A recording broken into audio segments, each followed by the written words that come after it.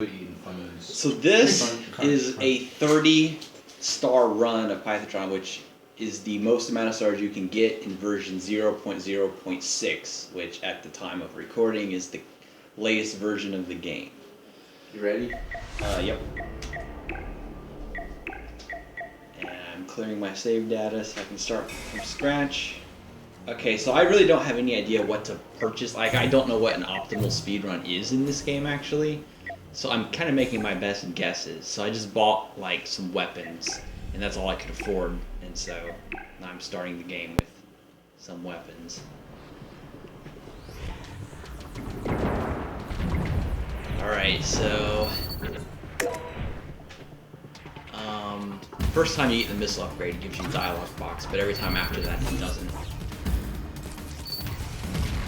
So the speed of your ship is controlled by the boost button. So there's green boost underneath the health in the upper left. And as long as you have some, you can go fast. If you don't have any, you can't go fast. So you have to collect boost power-ups throughout the game. And every time I beat a level, I'm going back to the hangar and I'm upgrading my ship. I don't know if that's optimal to be doing that, but that's what I'm doing. And so I'm spending the money that I earned in the level to upgrade the ship. Now obviously it takes time to navigate through all this stuff, so if you're doing a speed run, you have to take that into consideration. I don't know if the weapons I'm purchasing are the good weapons. I mean, I know they are because I made the game, but someone else might, you know, find something that's even better, like a combo that's better, because I'm really not putting a lot of thought into it.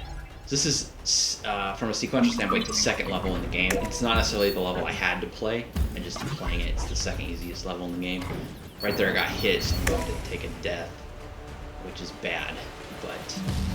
It's probably good because a lot happened there. First, the energy orbs that you get here. Yeah, those energy orbs, they help you. Anything they come in contact with, they do damage to, but they do not do anything to projectiles, so they don't protect you from projectiles, but everything else they protect you from.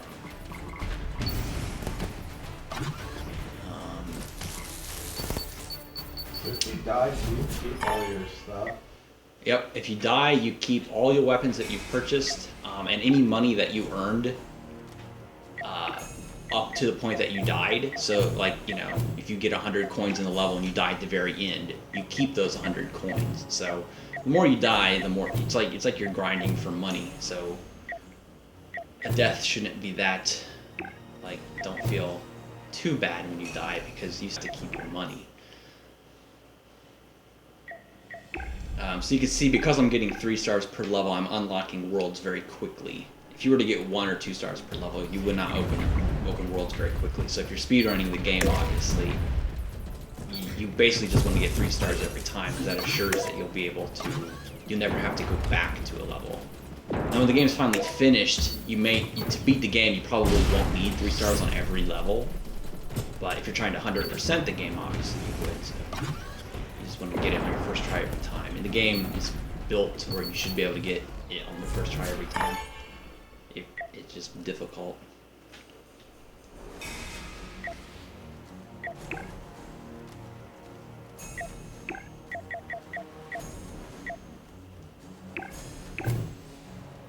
So in the last level, you were using objects to change the direction of your ship.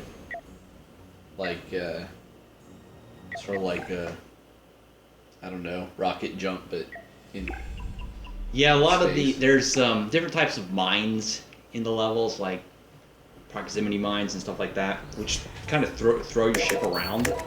Oh, that's a good example of it right there. Yeah, like right there. And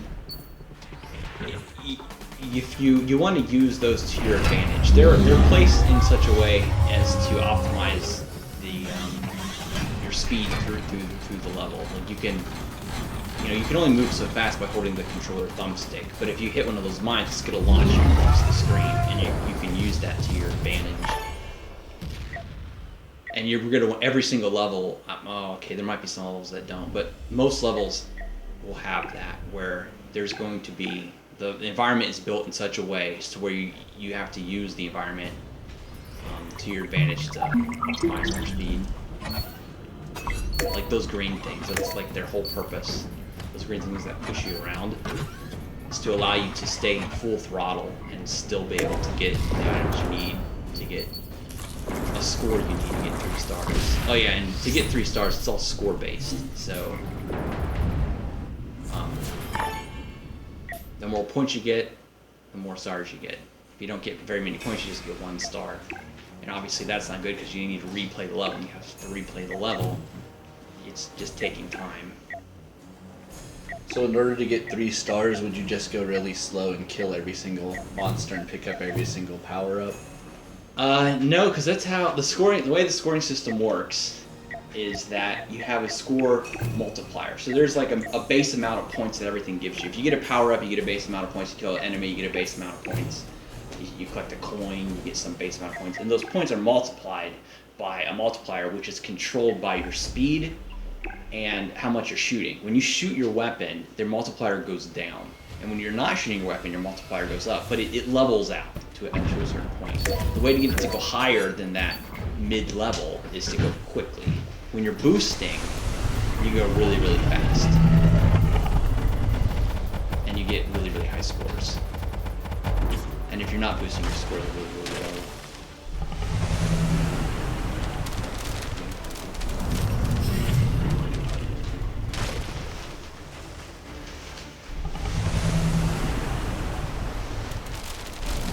So you didn't shoot that guy and he died, why?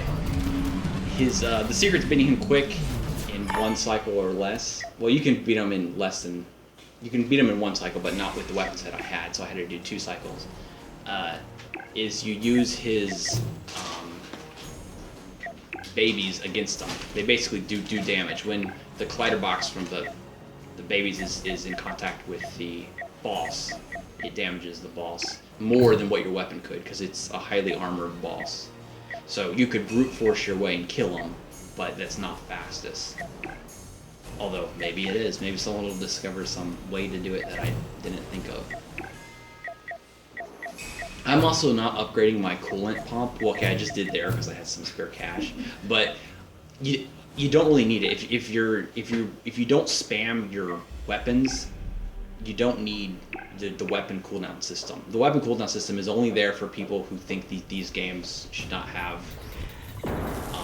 weapon overheating, which makes sense. I mean, if that's what you're into, but a part of the reason that I do have weapon overheating is so that not too many projectiles fill the screen at once, because you lose your ship when that happens, and it's hard on the GPU, and so the system specs have to go up if you're gonna fill the screen with tons of bullets, and so that's kind of a way to get that not to happen. Is there any advantage from a scoring perspective to be more precise with your shots? Yeah, well, if you're shooting, your score multiplier goes down. So if you're holding it down, your score multiplier can only be so high. So if you're more precise with your shots, you get a lot less. You get a lot more points, I guess. Are there certain weapons that are more precise so that your multiplier is higher?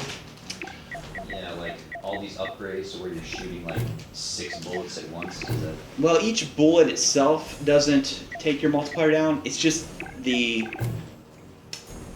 event of holding fire is what causes it down, or is what causes your score multiplier to go down. So, as far as accuracy is concerned, I guess if you can buy a set of projectiles, which they all kind of converge in one spot, and you know where that spot is, then you can have most of the projectiles hit one target with one single shot.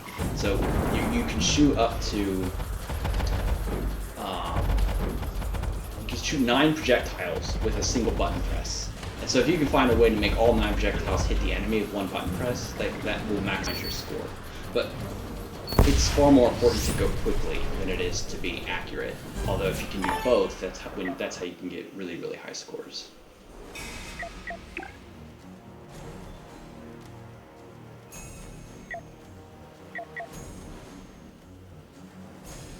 And And actually, at this point in the game, I'm going to start to get to the point where I'm not going to have enough money to be fully prepped for each level. So this is kind of where, you know, your skill has to come into play, where you're going to have to beat a level kind of underprepared. Because in a normal playthrough, you die so many times that you'd have a lot of extra cash, and so you'd be spending that money on upgrades. But when you get 3 stars on your first try every time, you have a lot less money to work with. So now my ship is under equipped for this level, and I should still be able to beat it, but I took massive amount of damage right off the bat. I think I can get most of it back right here, but then later on I actually do take a death on this level pretty late in the level, which is really costly for a speedrun, but this is just a really quick demo. If you were to actually be playing for the speedrun and this happens, when you get crushed, you probably just restart. But then I'm able to restart on this.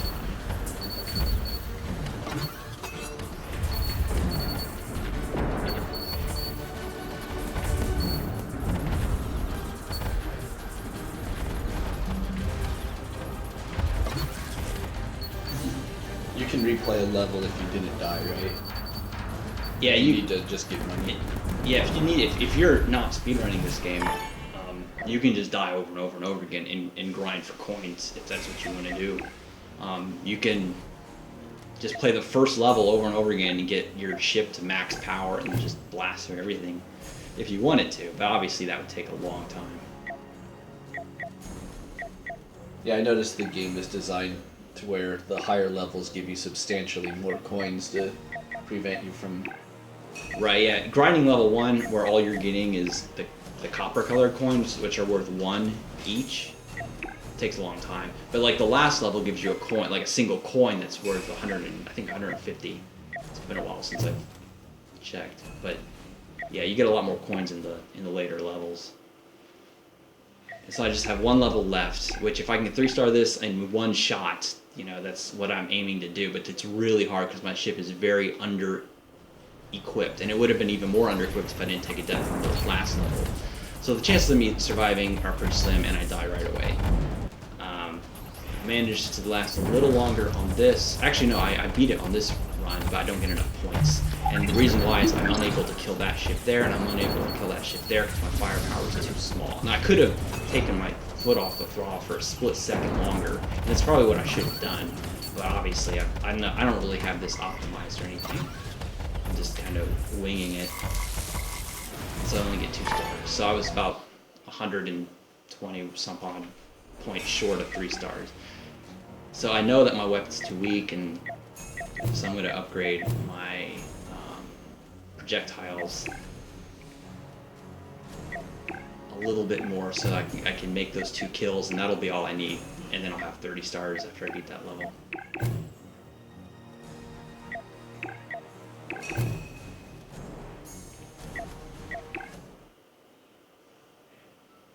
So I'm at 29 right now, because I've 3-starred everything except this one map, which I've 2-starred.